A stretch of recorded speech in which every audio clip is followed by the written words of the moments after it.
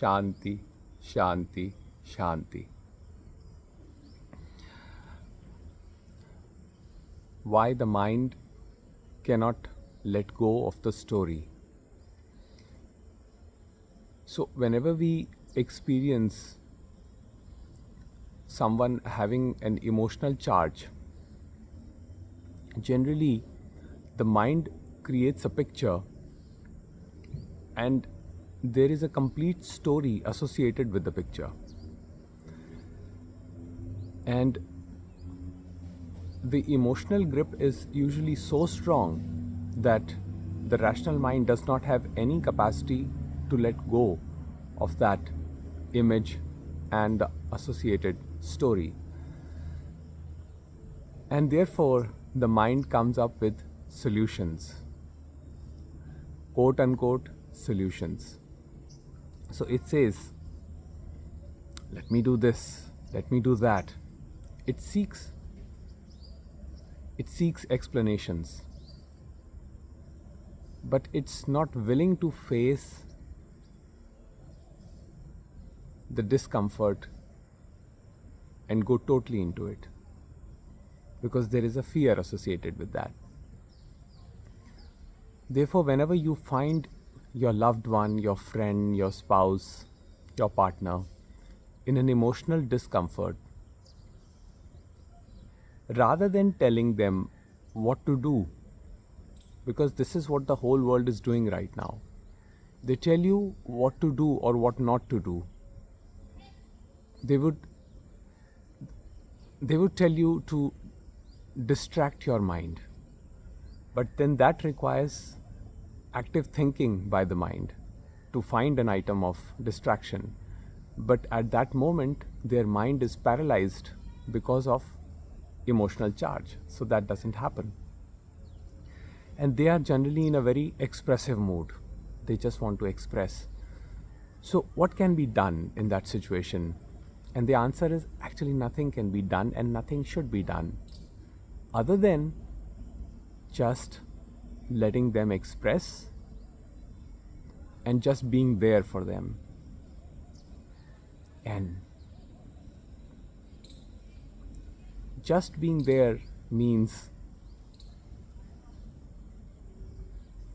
offering your presence unconditionally, that I'm here for you, I love you, and my presence is there with you. And usually what happens is that after some time, the emotional charge subsides, and what remains is that presence. Now, sometimes in the comment section, I see people who are emotionally charged, and I generally do not respond to their questions when they are emotionally charged.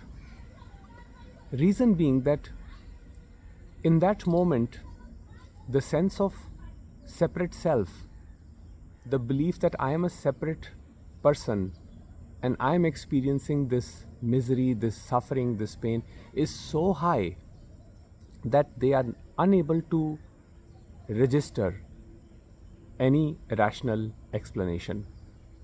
So if I tell them, do meditation, do japa, or sometimes we also do this, which to me is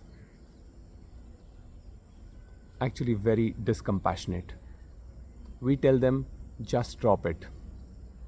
We tell them, just let it go.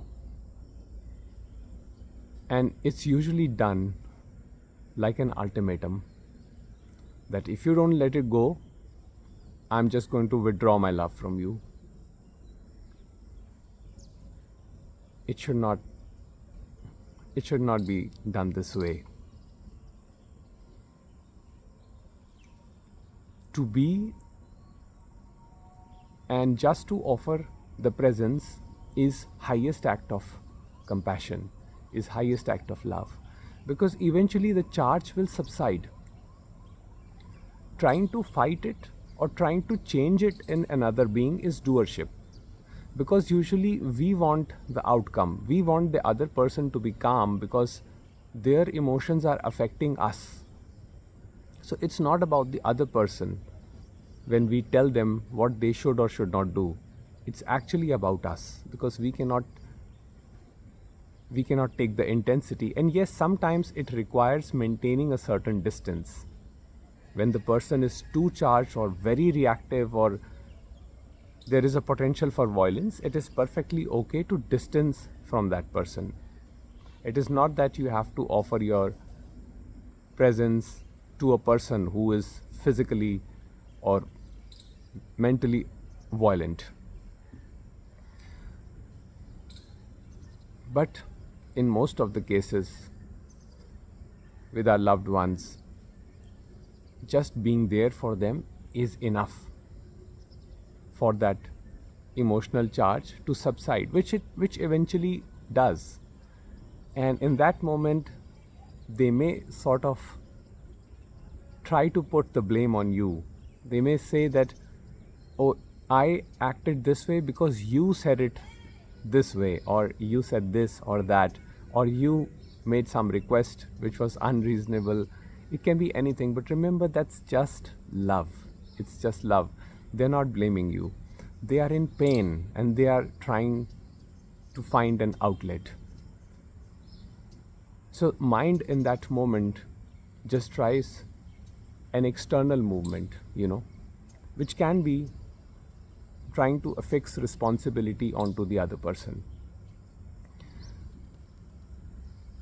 But subsequently, the charge subsides, and what remains is your presence, your love that you have offered them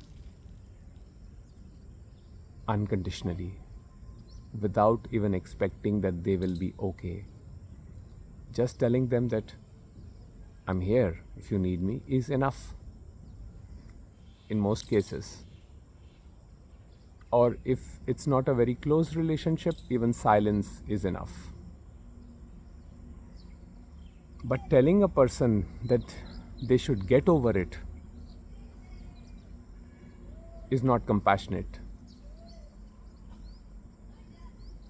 Telling a person that they should do this or do that is unsolicited advice, because we all have different mechanisms through which we heal. And the best healing that takes place is simply by observation. Not the personal observation, but observation of what is happening. So just allowing things to take their natural course can sometimes be the greatest remedy for emotional problems, and not finding a rational solution. Because rational mind is not powerful enough when the emotional mind is charged.